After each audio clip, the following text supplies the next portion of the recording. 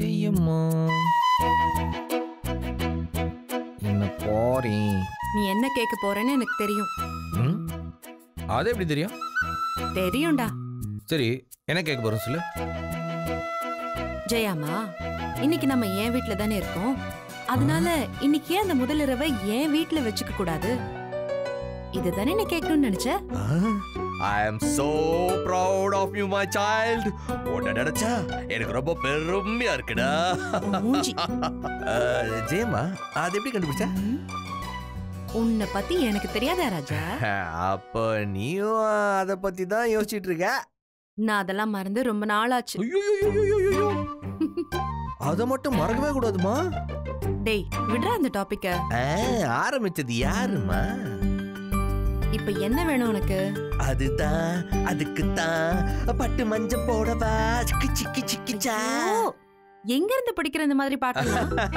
அண்ணன் வாழ்க்கையில இந்த மாதிரி எல்லாம் ஒரு சிச்சுவேஷன் வரும்ட்டு முன்னாடியே இந்த மாதிரி பாடல்கள்லாம் எழுதி வச்சுட்டு போயிருக்காங்க. ஆமாமா, இவருக்காக தான் எழுதியிருக்காங்க. ஜெயம்மா, என்ன Dress மாத்தல? அத்தை புடவை தரேன்னு சொல்லிருக்காங்க. என்கிட்ட எக்ஸ்ட்ரா லுங்கி டி-ஷர்ட்லாம் இருக்கே. அப்புறம் இல்ல, ஹெல்ப் எதனாச்சும் வேணும்னா கூச்சப்படாம கேளு. I can help you.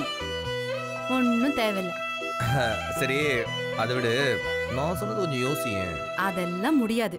ஏன்? why? how? மூட் இல்ல. மூடெல்லாம் வர வச்சலாமா?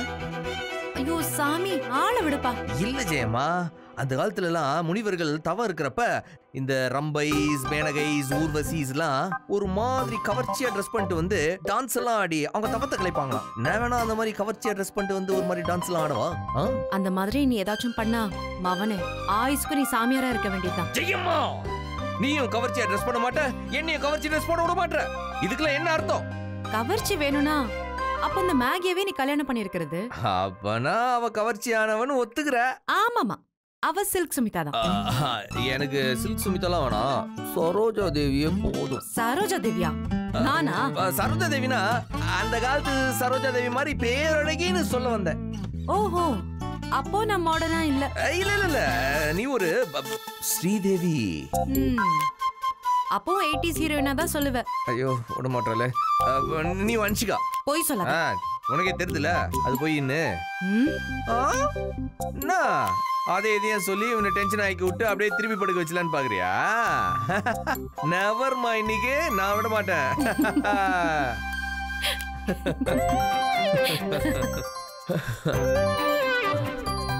என்ன? உங்க அம்மா வீட்ல நீ சந்தோஷமா தான் இருக்க? எல்லா இடத்துலயும் சந்தோஷமா தான் இருக்கேன்.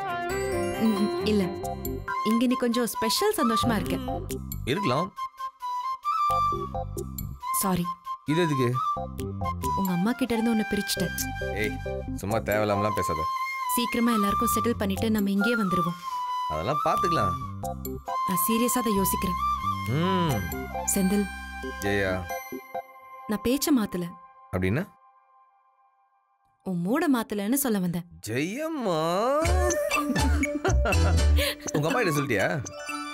அப்பவே சொல்லிட்டேன். உங்க அம்மா என்ன சொன்னாங்க? சொல்ல என்ன இருக்கு? பர்மிஷன் கேட்க வேண்டிய அவசியம் இல்ல. இன்ஃபர்மேஷன் சொல்லியாச்சு, அது போதும். ஓகேம்மா. ஆயுசு 100 வீட்ல இருந்து தான். எந்த கரடி கூப்பிடு? ஹலோ ஜனனி. ஐயோ, எப்போ? ஹாஸ்பிட்டல் கூட்டிட்டு போ, நான் கிளம்பி வரேன். என்னாச்சு? அம்மா கீழே விழுந்துட்டாங்களா? சுகர் ஜாஸ்தியா இருக்கும்னு நினைக்கிறேன். போலாமா செந்தில்? சரி, கிளம்பு.